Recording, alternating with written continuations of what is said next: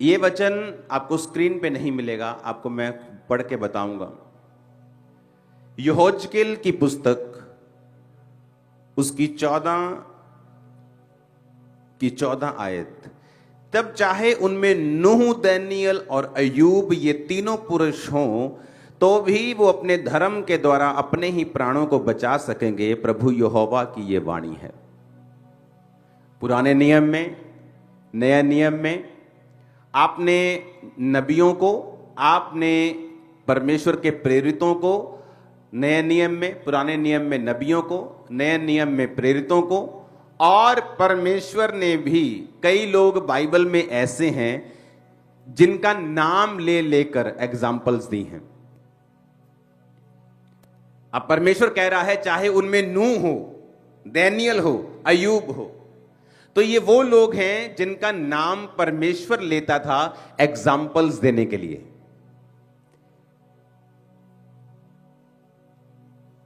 कि नूह परमेश्वर इतना लाइक करता था कि उस दौर में इतने लोग, सब मान लो उस समय की पॉपुलेशन 20 करोड़ थी या 25 करोड़ थी या 40-50 करोड़ थी पूरी दुनिया की। बाइबल कहती है सिर्फ नूह था जो परमेश्वर में चल रहा था। इमेजिन करो परसेंटेज। और बाइबल कहती है परमेश्वर के अनुग्रह की दृष्टि नूह के ऊपर बनी रही। अगर आप दानियल की बात करें तो बाइबल कहती है कि दानियल जब राजा के द्वारा पकड़ लिया गया और उसके लिए भोजन ठहराया गया कि इन लोगों को दारू पिलाओ, इन लोगों को मीट खिलाओ, ये वाला खाना खिलाकर इनको शिक्षा दो और उसके बाद मेरे सामने हाजिर करो, तो बाइबल कहती है दानियल ने वो खाना खाने के लिए मना कर दिया था जो बाइबल में मना हुआ था। कि बाइबल में मना थे कुछ मीट, कुछ खाने, कुछ चीजें जो मना थी और दानियल ने उसे खाने के लिए मना कर दिया था। इसका बेस कम करो। अब मैं आपसे एक बात बोलना चाहता हूं। आज हम एक बंदे की अगर एग्जाम्पल ले लें, अगर हम दानियल की एग्जाम्पल ले लें, चाहे हम अय्यूब की एग्जाम्पल ले लें, चाहे नूह की एग्जाम्पल ले लें, तो क्यों परमेश्वर उनका नाम लेता था? नए नियम में जब प्रेरित बात कर रहा है, याकूब तो कह रहा है एलिया भी तुम्हारे समान दुख और सुख भोगी मनुष्य था। जब उसने गिड़गिड़ाकर प्रार्थना की कि मेह ना बरसे, बारिश ना आए, तो बारिश नहीं आई। वो भी जो प्रेरित था वो भी किसी बंदे का नाम लेकर तुम्हें समझा रहा था। तो ऐसे ये कौन से व्यक्ति थे, इनमें क्या खासियत थी कि परमेश्वर, नबी, प्रेरित इनका नाम लेकर लोगों को समझाते थे, इनकी एग्जाम्पल देकर समझाते थे। हालेलुया। दानियल 1 उसकी 1 से 7 स्क्रीन के ऊपर हम पढ़ेंगे। उसमें लिखा है कि यहूदा के राजा यहोयाकीम के राज्य के 3रे वर्ष में बेबुलीन के राजा नबूकदनेस्सर ने यरूशलेम पर चढ़ाई कर उसको घेर लिया। तब परमेश्वर ने यहूदा के राजा यहोयाकीम को परमेश्वर के भवन के कई पात्रों सहित उसके हाथ में कर दिया और उन पात्रों को शिनार देश में उसने अपने देवता के मंदिर में ले जाकर अपने देवता के भंडार में रख दिया। तब उस राजा ने अपने खोजों के प्रधान अशनपज को आज्ञा दी कि इजरायली राजपुत्रों, उसने अपने खोजों के प्रधान कि इजरायली जो राजपुत्र हैं, यानी जो किंग्स का वंश है, जो राजाओं का वंश है, उनके बीच में से और प्रतिष्ठित पुरुष हैं, जो गृह मंत्री हैं, फाइनेंस मिनिस्टर हैं, ऐसे लोगों के बेटों को लेके आ, उनके बच्चों को लेके आ। फिर क्या करना उनके साथ? निर्दोष, सुंदर, सब प्रकार की बुद्धि में प्रवीण, ज्ञान में निपुण, विद्वान, राज मंदिर में हाजिर रहने के योग्य हों और उन्हें कसदियों के शास्त्र और भाषा की शिक्षा दे। राजा ने कहा कि उनको निर्दोष हों, जवान हों, सुंदर हों, बुद्धि में तेज हों, ज्ञान में निपुण हों, विद्वान हों, राजा के वंश के हों, प्रतिष्ठित पुरुषों के बच्चे हों, उनको लेके आ और उन्हें क्या कर? उन्हें शिक्षा दे, हमारे शास्त्रों की शिक्षा दे, हमारी भाषा की शिक्षा दे। राजा ने आज्ञा दी कि उनके भोजन और पीने के शराब, दाख मधु में से उन्हें प्रतिदिन खाने पीने को दिया जाए। इस प्रकार 3 साल तक उनका पालन पोषण होता रहे, तब उसके बाद वो राजा के सामने हाजिर किए जाएं। 3 साल क्यों कहा? बाइबल जब आप पढ़ते हैं तो बाइबल में नंबर्स के मीनिंग्स हैं। आज मैं डीप नंबर के मीनिंग्स में नहीं जाऊंगा, लेकिन मैं आपको कुछ कुछ बताऊंगा ताकि वो इंपार्टेशन आपकी लाइफ में हो। जब आप बाइबल पढ़ें तो आपको पवित्र आत्मा समझाए, क्योंकि जब आप जिस चर्च में जाते हैं उस चर्च का जो मसा है और जो उस चर्च की जो रेवलेशन है और बाइबल पढ़ने की जो बुद्धि और शक्ति है, आपकी लाइफ पर भी वो एंटर करती है। 3 साल जब आप देखेंगे बाइबल में, 3 का एक महत्व है। बाइबल कहती है जब आप मसीह में आते हैं ना, पहले साल और दूसरे साल आपका सबसे कठिन टाइम होता है। और बाइबल कहती है 1 और 2 साल के जो बच्चे थे वो राजा हेरोदेस ने मरवा दिए थे। मसीह में आने के बाद अगर आपने 3 वर्ष काट लिए, मैं आपको बता सकता हूं कि आपकी बड़ी हाई परसेंटेज होगी उन लोगों की जो 3 साल अगर आपने काट लिए मसीह में और आपने जीत लिया, आप कभी बैकस्लाइड नहीं होंगे 3 साल के बाद। Mostly big number of percentage जिसने 3 साल काट लिए। पहले साल शैतान आप लोगों को तंग करता है, उसने मुझे बहुत तंग किया। मसीह में आने के पहले साल में ही मैं इतनी ज्यादा परीक्षा में चला गया कि मसीह में आने से पहले मेरी मुसीबतें कम थी कई चीजों की, और मसीह में आने के बाद वो एक्स्ट्रा हो गई थी, बढ़ गई थी, 10 गुना बढ़ गई थी कई तो। शैतान को मालूम था अगर इसे अभी नहीं मारा तो बाद में मरेगा नहीं। तो वो जब बचपन में आप होते हैं, छोटे बच्चे होते हैं मसीह में, वो आपको मारने की कोशिश करता है, बहुत अटैक करता है, बहुत खिलाफत करता है। फैमिली खिलाफ हो जाएगी, पैसे में कमी हो जाएगी, शरीर बीमार हो जाएगा, दुष्ट आत्मा अटैक करेगी। लेकिन जब आप 1 साल काटते हैं, 2 साल काट लेते हैं, 3 साल काट लेते हैं, 3 साल के बाद सिचुएशन आसान होनी शुरू हो जाती है, डाउन होने शुरू हो जाते हैं, अटैक, गवाहियां बननी शुरू हो जाती हैं, आप बढ़ना शुरू हो जाते हैं। तो 3 का महत्व यह है। हमेशा याद रखो, अगर आपको मसीह में आए 1 साल हुआ है, 2 साल हुआ है, आप सही तरह से चलते जा रहे हैं, वेट करो। जब आपके 3 साल कंप्लीट हो गए, परमेश्वर आपको बड़ी निशानियां देगा, ब्लेस करेगा। आमीन। अब उसने कहा कि 3 साल पालन पोषण करके वो राजा के सामने लेके आओ। उसके बाद उन्होंने यहूदा की संतान में से चुने हुए दानियेल, हनन्याह, मिशाएल, अजर्या नामक यहूदी थे। खोजों के प्रधान ने उनके दूसरे नाम रखे। दानियेल का नाम उसने बेलत शस्तर रखा, हनन्याह का नाम शद्रक, मिशाएल का नाम मेशक, अजर्या का नाम अबेदनगो रखा। हालेलुया। अब फिर से पहली आयत को, दूसरी आयत को हम स्क्रीन पे दिखाते जाएंगे। अब जब आप इनको पढ़ते हैं तो उसमें लिखा है कि ये बेबीलोन का राजा था। मैं आपको ये स्टोरी क्यों पढ़ा रहा हूं, मैं इसका कारण भी पीछे आपको बताता हूं, क्या रीजन था इसका। ऐसा क्यों हुआ कि बेबीलोन ने परमेश्वर के कामों के ऊपर, उसके राज्य के ऊपर कब्जा कर लिया? क्योंकि यह भविष्यवाणी थी। वो भविष्यवाणी कहां लिखी थी?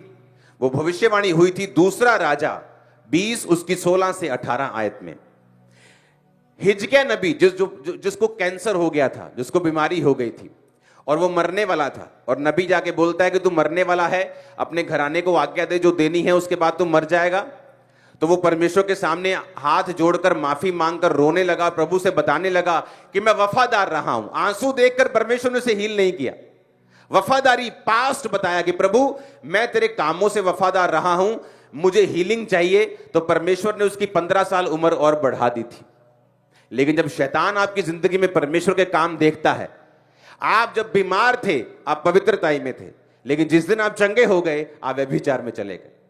वही हिजकिय्याह के साथ हुआ कि जब तो बीमार था, रो रहा था प्रभु के सामने, जैसे ही चंगा हुआ, बाइबल कहती है बेबीलोन के राजा उसके पास सुनेहा भेजते हैं और वो कहता है कि आ जाओ।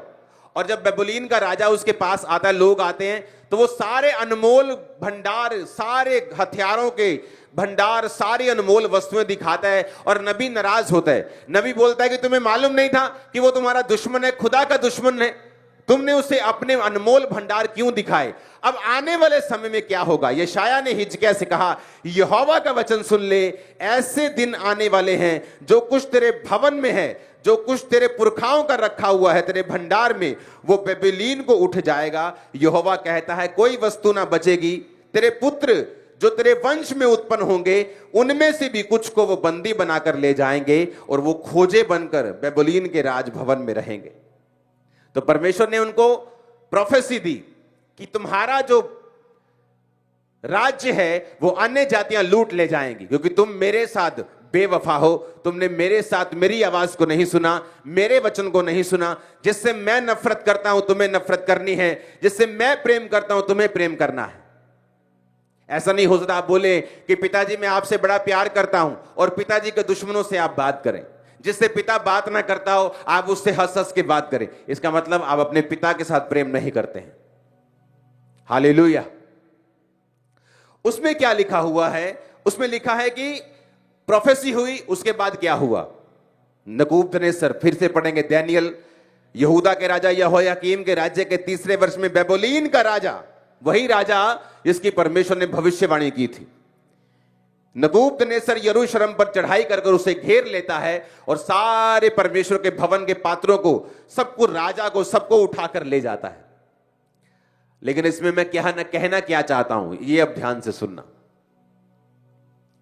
अब हमने ये समझ लिया कि अटैक क्यों हुआ, क्योंकि लोगों के मन में आता है कि अगर परमेश्वर का वो घर था, परमेश्वर का भवन था, परमेश्वर के लोग थे, तो अन्य जाति अटैक करके कैसे जीत सकती हैं। उसका रीजन ये है कि जब आप परमेश्वर से दूर होते हैं तो शैतान आप पर कब्जा करता है और लोग आपको नहीं, आपके परमेश्वर को निंदा करते हैं।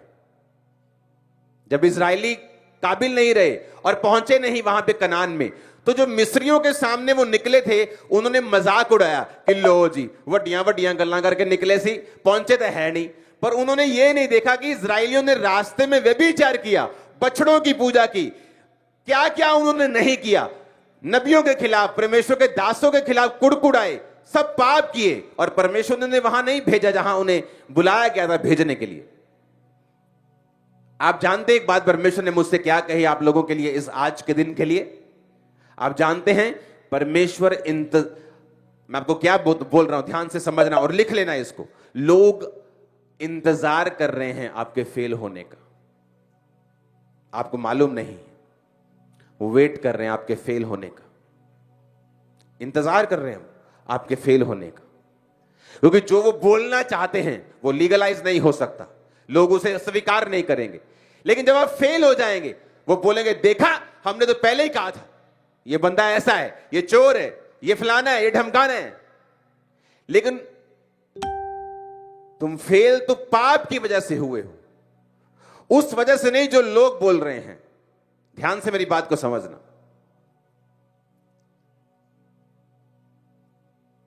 दाऊद पाप में गिर गया, व्यभिचार में गिर गया। जब वो जा रहा था, अब कारण तो व्यभिचार है, जब व्यभिचार में गिरा उसके बच्चे, उसका घराना उसके खिलाफ हो गया, वो सारी चीजें व्यभिचार के कारण हुई। और हित्ती उरिया के दाऊद ने उसको मरवा दिया, जानबूझ के युद्ध में आगे रखे, वो उसके कारण हुआ। लेकिन दाऊद जब जा रहा था तो बाइबल कहती है कि व्यक्ति उसे श्राप देकर कोसने के लिए आया, हे ओछे इसलिए तू मुसीबत में फंसा है क्योंकि तूने किसको मरवाया था? किसको मरवाया था? शाऊल को। लेकिन कारण यह नहीं था दाऊद के फेल होने का।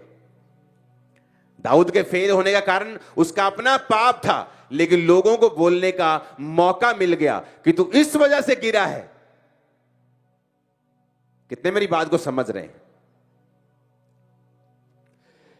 परमेश्वर ने डायरेक्टली बोला है, मैं आपको इंस्पायर्ड वचन नहीं दे रहा हूं, डायरेक्ट आवाज जो खुदा ने दी है कि लोग इंतजार कर रहे हैं आपके फेल होने का, ताकि वो बोल सकें।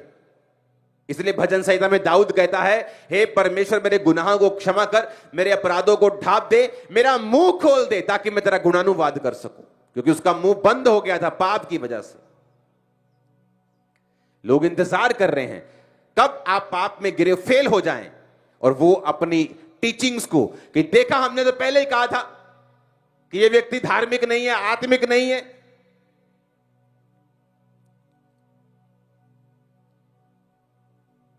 अब बात यह है, मैं क्यों कह रहा था कि परमेश्वर नूह का नाम क्यों लेता है, दानियेल का नाम क्यों लेता है, अय्यूब का नाम क्यों लेता है, एलिया का नाम, क्या खासियत है इन लोगों में कि वो इनका नाम लेके आपको मुझको समझाता है, प्रेरित समझाते हैं, लोग समझाते हैं। इंडिया टीम ने 10 मैच में से 10 मैच जीते, जीते कि नहीं जीते? हाँ, सारे मैचों पे कब्जा कर लिया। कोई टीम ऐसे लगता है कि सब बच्चे हैं इंडिया टीम के, कोई खेल ही नहीं रहा था उनके सामने। फाइनल में वो हार गए। इंटरनेट देखो क्या बोलता है उनके लिए, सब कमियां गिना रहे हैं। और 10 मैच में वो कहां थे? कहीं नहीं थे। चुप करके बैठे थे, क्योंकि जो नफरत थी वो उनके दिलों में थी। लोगों के दिलों में है नफरत, नेगेटिविटी, लेकिन उसे बाहर नहीं निकाल सकते जब तक आप सक्सेसफुल हो रहे हैं। और ये कोई मैच नहीं है जहां मालूम नहीं आप जीतेंगे कि शैतान जीतेगा। ये फिक्स मैच है जहां आप ही जीतेंगे इन जीसस ने। ये फिक्स मैच है, वो फिक्स नहीं था, कोई भी जीत सकता था, इंडिया ऑस्ट्रेलिया, बट ये फिक्स मैच, फिक्सिंग हो चुकी है कि तुम्हें जीतोगे। एक ही चीज है जो तुम्हें हराएगी, तुम्हारे शरीर के काम, शैतान नहीं, विरोधी नहीं, शत्रु नहीं, उनकी प्लानिंग नहीं, उनकी प्लॉटिंग नहीं। वो प्लान कर ले, प्लॉट कर ले, तुम्हारे खिलाफ बोल रहे हैं, शर्मिंदा होंगे और तुम्हें 10 गुना बढ़ता हुआ देखेंगे। वो कुछ नहीं कर सकते, कुछ नहीं, नथिंग, वो जीरो है खुदा के सामने। तुम कोई पॉलिटिशियन नहीं है, कोई तुमको लोगों ने खड़ा किया है और लोग तुम्हें नीचा कर देंगे। तुम्हें खुदा ने खड़ा किया है और वो तुम्हें खड़ा रखेगा इन जीसस नेम। आमीन, आमीन। लेकिन वो वेट कर रहे हैं कि तुम एक गलती करो और उसके बाद वो अपनी अपनी अपनी भड़ास को निकाल सकें। अब हर व्यक्ति इंडिया टीम के लिए अपना लेक्चर दे रहा है। वो लेक्चर कहां था जब वो 10 मैच जीत रहे थे? वो लेक्चर नहीं था। लेकिन जैसे ही आप फेल हुए, विरोधियों को मौका मिला अपने दिल की भड़ास को निकालने का। ये कमी थी, ये घमंडी है, ये फलाना है, अब वो कुछ भी बोल सकते हैं क्योंकि मौका मिल गया। क्योंकि नेगेटिविटी लोगों के हार्ट में है। आज लोग उतना पॉजिटिव नहीं हैं जितने नेगेटिव हैं। आज विरोधी आपको देख रहे हैं, आपकी सक्सेस से जलने वाले लोग ज्यादा हैं।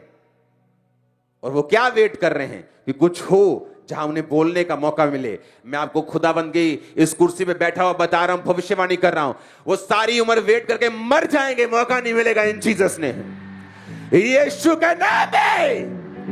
आमीन। आपके हाथ में है, ये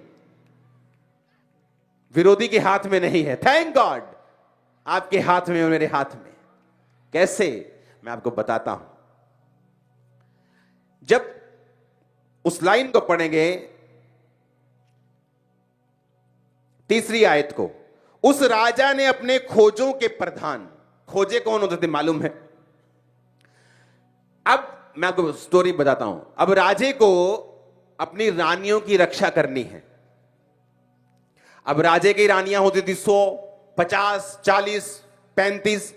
अब एक पत्नी तो नहीं है आज के टाइम की तरह कि उसे सब कुछ अपनी पत्नी का मालूम है, वो इकट्ठे रह रहे हैं। तो रानियां होती थी 100, तो मालूम नहीं था कौन सी रानी क्या कर रही है। तो उनकी रक्षा के लिए और उनकी सुरक्षा के लिए और उनकी देखभाल के लिए उन्हें वो बंदे चाहिए होते थे जो शारीरिक रूप से मजबूत हों। अब शारीरिक रूप से हमें यह मालूम है कि परमेश्वर ने जेंट्स को, मर्द को मजबूत बनाया है। लेकिन उसे राजा को यह भी मालूम होता था कि अगर मर्द को मैं रानियों के पास रखूंगा तो कोई ना कोई बहकेगी और व्यभिचार करेगी। तो वो क्या करते थे, वो मर्द के अंगों को, गुप्त अंगों को काट देते थे और उन्हें खोजा बना देते थे। उन्हें खोजा बनाकर फिर वो रानियों की रक्षा के लिए उन्हें रखते थे, ताकि ताकत तो उनमें मर्द की सी हो, बुद्धि तो उनमें से हो, लेकिन वो कोई भी ऐसा कुकर्म उनके साथ ना कर सके। इसलिए उनके गुप्तांगों को काट कर वो खोजे रानियों के पास रख दिए जाते थे। अब मैं बात पे आ रहा हूं, ध्यान से समझना। जब भविष्यवाणी हुई थी कि बेबुलीन आएगा, सारे परमेश्वर के भंडार को ले जाएगा, और 18 आयत में लिखा है, तेरे पुत्र जो तेरे वंश में उत्पन्न, यानी राजाओं के वंश के जो पुत्र होंगे, वो उन्हें बंदी बनाकर ले जाएंगे और वो खोजे बनकर बेबुलीन में सेवा करेंगे। यानी उनके भी गुप्तांगों को काट कर, क्यों काटते थे मैं रीजन बताता हूं। उसके रीजन हो सकते हैं। पहला रीजन क्या हो सकता है कि जब आप दूसरे राजपुत्रों को लेके आएंगे, आप उनके अंगों को काट देंगे तो वो बच्चे पैदा करने में सक्षम नहीं है, तो उनका वंश एक तरह से खत्म कर दिया आपने। तो एक तो ये रीजन है। दूसरा रीजन ये है कि जब आप वो सेवा में काम करेंगे तो वो एक मन होके करेंगे। उन्हें मालूम है ना मेरा बाप, ना मेरी मां, ना मेरे बच्चे होने, ना मेरी पत्नी, तो मैं किसके लिए पैसा इकट्ठा करूं, किसके लिए मैं फालतू रिश्वतें लूं, किसके लिए मैं राजा के साथ बुरे गोष्ठी करूं, गद्दारी करूं। मैं यूं तो मुझे खाना पीना रहना सब अच्छा मिल रहा है, गवर्नमेंट जॉब है, तो उनके दिमाग को फोकस करने के लिए वो ये काम करते थे। अब मैं आपको तीसरी बात बताता हूं। आप इतिहास पढ़ लो, आप पूरी बाइबल खोज लो, आपको उन्हीं लोगों के नाम, मैं कह रहा हूं एक भी नाम पूरी बाइबल में हजारों सालों की हिस्ट्री में एक भी नाम आपको ऐसा नहीं मिलेगा जिस व्यक्ति के अंदर सेक्सुअल सिन की कमजोरी हो, जिसका व्यभिचार कंट्रोल में ना हो और उसे परमेश्वर ने बड़े काम के लिए इस्तेमाल किया हो, उसे विजन दर्शन दिए हों, वो लंबा चला हो। एक भी नहीं है। क्यों परमेश्वर डैनियल का नाम ले रहा है मालूम? क्योंकि डैनियल जो था व्यभिचार के पाप से कोसों दूर था। या तो वो खोजा बना के अलग कर दिया गया था, उसे मालूम था। अब वो तो खोजा था। पौलुस को देखो, वो खोजा नहीं था, वो मर्द था पूरा, लेकिन मैरिज नहीं की उसने। और अगर आप देखेंगे वो हेवन में गया, उसने दर्शन देखे, उसने विजन देखे। या जो लोग मैरिड थे और परमेश्वर ने उन्हें दर्शन दिए, वो सिर्फ अपनी वाइफ या अपने हस्बैंड के साथ ही वफादार थे और उन्होंने कहीं भी अपना मुंह काला नहीं किया। जिन्होंने इस पाप के ऊपर कब्जा नहीं किया, मैं आपको बता रहा हूं, परमेश्वर ने कभी भी उन्हें ज्यादा इस्तेमाल नहीं किया। ना ही उन्हें दर्शन दिए हैं, ना ही उनके दिमाग को खोला है, ना ही अपने भेदों को उन लोगों के ऊपर जाहिर किया है। पूरी बाइबल खोल के देख लो। डैनियल हो सकता है, यह 100% श्योर नहीं है, लेकिन भविष्यवाणी के अनुसार जो की गई थी, यह पॉसिबिलिटी है, क्योंकि ना तो उसकी पत्नी का जिक्र है ना बच्चों का जिक्र है, कि हो सकता है वो खोजा बना दिया गया हो। पौलुस क्या कहता है? अगर तेरे पत्नी है तो उससे अलग ना हो, अगर पत्नी नहीं तो उसकी खोज ना कर, अगर मैरिड है तो अपनी पत्नी का ही हक पूरा कर, उससे अलग ना हो, अगर अनमैरिड है तो परमेश्वर को खुश करने की कोशिश कर। क्यों वो कह रहा है? क्योंकि जितने लोग आपको व्यभिचार के पाप में मिलेंगे, वो कभी भी परमेश्वर से डिवाइन विजन दर्शन नहीं ले सकते और कभी भी आत्मिक लाइफ में आगे नहीं बढ़ सकते। कितने मेरी बात को समझ रहे हैं? और शैतान सबसे बड़ा धोखा इसी लाइन में लोगों को दे रहा है। आप फेसबुक उठा के देख लो, आपको नंगी औरतें आराम से मिल जाएंगी। आप जस्ट अपना काम भी करेंगे, आपको नंगी औरतें वहां मिलेंगी। क्यों? शैतान बुरी कोशिश कर रहा है मैनकाइंड को इस पाप में घुसाने की। जो नंगे जो कपड़े आज से 15 साल पहले ब्लू मूवीज में दिखा देते, अब वो लोगों के नॉर्मल कपड़े हो चुके हैं। अगर आप देखेंगे इंटरनेट, क्यों? शैतान चाहता आप इस सिन में घुसें, आप इस पाप में घुसें और वो उस डिवाइन विजन को, लाइट को, रोशनी को, अगुवाई को, ग्रेस को आपकी लाइफ पर ब्लॉक करे और आप सिर्फ नाम के मसीही हों, आपकी लाइफ में कोई काम परमेश्वर ना कर सके, ताकि विरोधियों को आपके खिलाफ बोलने का मौका मिले। कितने मेरी बात को समझ रहे हैं? इस भविष्यवाणी के अनुसार जो दूसरा राजा में की गई और उस वचन के अनुसार जो डैनियल में लिखा है, उस वचन के अनुसार जो पौलुस ने लिखा है, उस वचन के अनुसार जो यूहन्ना प्रकाशित वाक्य में लिखा है, आपको यह बात समझ आएगी कि जो लोग इस पाप से दूर रहे हैं, परमेश्वर ने उन्हें ग्रेटली यूज किया है। अगर आप देखेंगे पुराने नियम में लोग कहां गिरे? व्यभिचार में। दूसरा, पैसों में। अगर व्यभिचार वाला हिस्सा उनका सही है तो पैसों में गिरने की कोशिश हो जाती है। अगर व्यभिचार में नहीं गिरे, पैसों में नहीं गिरे, आपने बहुत कुछ कवर कर लिया। अगर आप इन दो चीजों में नहीं गिरे तो। कितने मेरी बात को समझ रहे हैं? और होता क्या है, जब आप इन चीजों पर कब्जा करना शुरू करते हैं, आप इन चीजों के ऊपर अपने शरीर पर काबू करना शुरू करते हैं, होता क्या है? हेवन ओपन होता है। स्पिरिचुअल रेल्म में, आत्मिक रेल्म में एक लाइट आपके ऊपर आनी शुरू होती है। आप क्लियर होना शुरू हो जाते हैं, कंफ्यूजन खत्म होनी शुरू हो जाती हैं, रास्ते ओपन होना शुरू हो जाते हैं, बहुत से वेज आपकी लाइफ में ओपन होते हैं, बहुत से संघर्ष जो आप कर रहे हैं वो खत्म होना शुरू होते हैं, डिवाइन हेल्पर आना शुरू होते हैं। जो लोग फ्रूटफुल नहीं है आपकी लाइफ में, लेकिन आप उनको छोड़ नहीं सकते, परमेश्वर उनको आपसे अलग करता है। बहुत सी चीजें आपकी लाइफ में होती हैं जो आपके बस में नहीं होती, लेकिन जब आप खुदा के वचन पे चलना शुरू हो करते हैं वो आपकी लाइफ में होना शुरू होती हैं। फिर आप क्या होता है, आप 6 महीने में, साल में, 2 साल में अपने आप को कहीं अधिक ऊपर पाते हैं जहां आप 2 साल पहले थे। कहीं ग्रेस में पाते हैं जो आपकी लाइफ में पहले थी। आप अपने आप को फ्लो होता हुआ देखते हैं, हर काम में फ्लो शुरू होता है। हर बच्चे, आपकी फैमिली, आपका बिजनेस, आपका फाइनेंस, आपका बॉडी, सेहत, हर एक चीज पे आप खुदा की बरकत को देखते हैं। हालेलुया, जोर से बोलो हालेलुया। आज मुझे संडे वाली फील आ रही। मेरी फर्स्ट मीटिंग है शायद थर्सडे मॉर्निंग, और संडे जैसे लोग बैठे हैं आज। हालेलुया। आप मेरी बात को समझ रहे कि नहीं? ये चीजें एज ए क्रिश्चियन अगर आपने काबू नहीं की हैं, आपकी अभी जर्नी स्टार्ट नहीं हुई है, आपने अभी शुरू नहीं किया है। आप अभी तैयारी कर रहे हैं शुरू करने की, क्योंकि ये 2 चीजें ऐसी हैं, सेक्सुअल सिन, पाप, सेल्फ सेक्स करना, मूवीज देखनी, गलत काम करने, मैरिज के बाहर जाना। क्योंकि अगर आप कुंवारे होने का बहाना लगाकर ये पाप करेंगे, मैं आपको लिख के देता हूं रेड साइन करके कि शादी के बाद भी आप ये पाप करेंगे, मैं आपको बता रहा हूं। क्योंकि ये स्पिरिट है, अगर अब कंट्रोल नहीं की तो मैरिज के बाद भी आप कंट्रोल नहीं कर पाएंगे। अगर आपने अब इसे कंट्रोल किया, मनी मैटर में आप वफादार हैं परमेश्वर के साथ, पैसों में आप वफादार हैं, व्यभिचार में आपने कंट्रोल कर लिया है, आपने बहुत हिस्सा कवर कर लिया। आप देखना क्या होता है, आप देखना किस तरह से आपको पता चलता है। जब आप प्रेयर में बैठेंगे, वो विजन में बात करेगा, सपनों में बात करेगा, दर्शनों में बात करेगा। हालेलुया।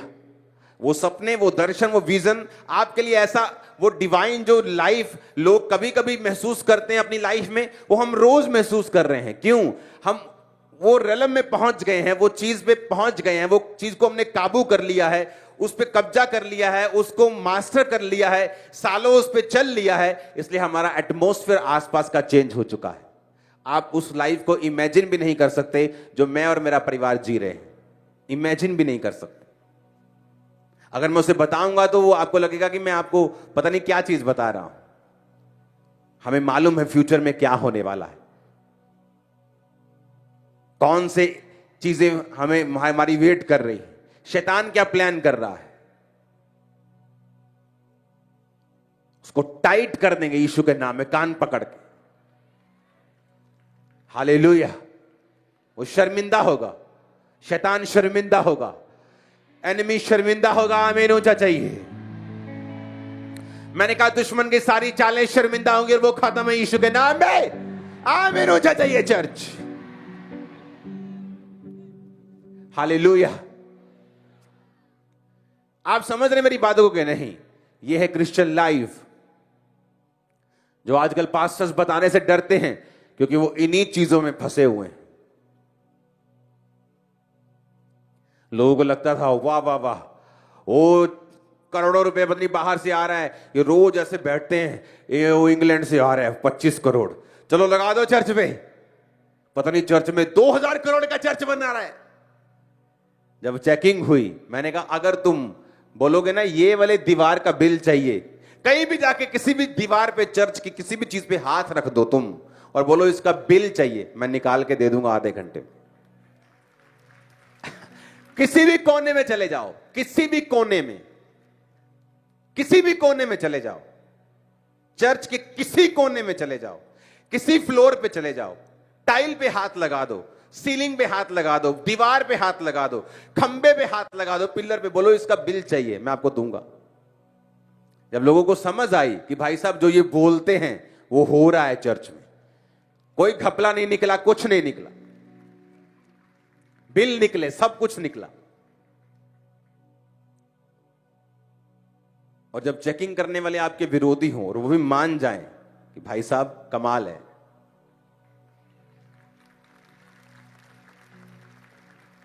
हालेलुया।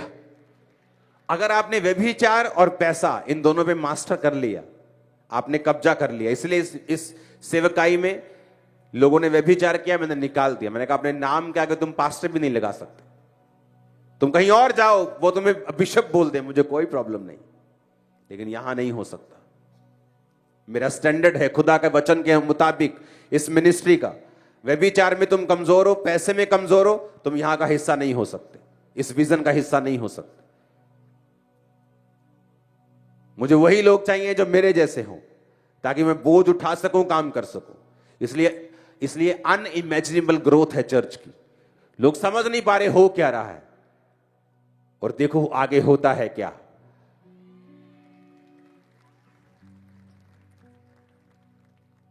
जब संडे लोग देते हैं कि इस चर्च का एंड हजारों फुट में है, उनको यह नहीं मालूम कि एक इतना बड़ा ओवरफ्लो पीछे मैं तैयार कर रहा हूं अगले साल के लिए। मैं एडवांस में चल रहा हूं। हालेलुया। उसने इतना बड़ा हॉल कैसे भर सकता है? 5 लाख स्क्वायर फुट का हॉल कैसे कोई भर सकता है? वो अभी इसी इमेजिनेशन में है, और मेरा दूसरे लाखों स्क्वायर फुट का हॉल पीछे तैयार कर रहा हूं अगले साल के लिए। तैयारी शुरू हो रही है एडवांस में। आप बढ़ सकते हैं अगर आपने बाइबल के स्टैंडर्ड को फॉलो कर लिया। हर चीज का टाइम रखो अपने घर में। प्रेयर का एक टाइम है, अपने परिवार के साथ समय व्यतीत करना एक समय है, एक टाइम है। वो टाइम निकल गया, प्रेयर का टाइम है। मेरे बच्चे तब से प्रेयर कर रहे हैं जब वो 1-1, 2-2, 1.5 साल के थे, 2 साल के थे, 2.5 साल के, तब से प्रेयर में बैठ रहे हैं। Full fire prayer, full. आप निराश नहीं होंगे अगर वचन को स्टैंडर्ड बना लिया। अगर अपने बच्चे को छोड़ दिया कि अभी बच्चे है, अभी बच्चे है, वो बच्चा जब 15-20 का हो जाएगा फिर तुम्हारे हाथ नहीं आएगा, फिर तुम पीछे भागोगे, फिर वो हाथ नहीं आएगा। खुदा ने कहा बच्चे को उसी लाइन में चलाओ जिसमें तुम उसको देखना चाहते हो। जब वो बड़ा हो जाएगा उससे हटेगा नहीं। हालेलुया। वचन स्टैंडर्ड होना जरूरी है। मैंने आपको 2 वर्सेस दिए हैं, इनको फॉलो करो। आपको बताया है कि क्यों परमेश्वर इनका नाम लेता था, क्या खासियत थी इन लोगों में। परमेश्वर क्या एक्सपेक्ट करता है आप लोगों से, मुझसे, कलीसिया से, नए लोगों से, पुराने लोगों से, क्या एक्सपेक्ट करता है, मैंने आपको बताया है। अगर आपने इन चीजों के ऊपर मास्टर कर लिया, आप अपनी लाइफ को इजी होता देखेंगे। एवरी ईयर इजी होगे, हर मंथ इजी होगे। लाइफ इजी के बाद इजी के बाद इजी होती जाएगी, आसान होती जाएगी, ब्लेसिंग्स बढ़ती जाएगी, इजीनेस बढ़ती जाएगी। इतना फ्लो में आप चले जाएंगे कि लोग देखेंगे कि आप जीते कैसे हैं, ये कैसे पॉसिबल है, ये लाइफ कैसे पॉसिबल है, ये ग्रेस क्या है। मेरे घर में जब नॉन बिलीवर लोग मुझसे मिलने के लिए आते हैं, जो मेरा कोई ना कोई काम देख रहे हैं या मेरे साथ संबंधित हैं, वो अपनी भाषा में उस घर की प्रेस करके जाते हैं कि पता नहीं इस घर में वाइब्रेशन कैसी है। उनको मसे का नहीं मालूम, प्रेजेंस का नहीं मालूम, लेकिन वो अपनी भाषा में बताते हैं। एक नहीं, बहुत से जन जो हमारे घर में आते हैं। रीजन परमेश्वर की प्रेजेंस, उसकी स्पिरिट। हालेलुया। लोग भी महसूस करेंगे आपकी ग्रेस को जो आपकी लाइफ के ऊपर होगी जब आप परमेश्वर के वचन को अपना स्टैंडर्ड बना लेंगे। अगर आपका मोबाइल आपको गिरा रहा है, इसे ब्लॉक कर दो, फेसबुक डिलीट कर दो, इंस्टाग्राम डिलीट कर दो, डिलीट कर दो वो चीजें जो आपको लगता है कि अभी आपकी स्पिरिचुअल ग्रोथ का कारण नहीं हो रही, बल्कि आपको गिराने की कोशिश कर रही। फायदा आप ही का होगा। परमेश्वर तो अपनी जगह बैठा है, यहोवा परमेश्वर का सिंहासन लगा है, जीसस क्राइस्ट दाहिने हाथ बैठे, वो तो अपने सिंहासन पर हैं। स्वर्ग भी तैयार है, नरक भी तैयार है। आपका फायदा और आप ही का नुकसान है। कितने मेरी बात को समझ रहे हैं? अपने हाथों को उठाओ, थैंक यू जीसस। अपने घुटनों के बाहर आ जाओ।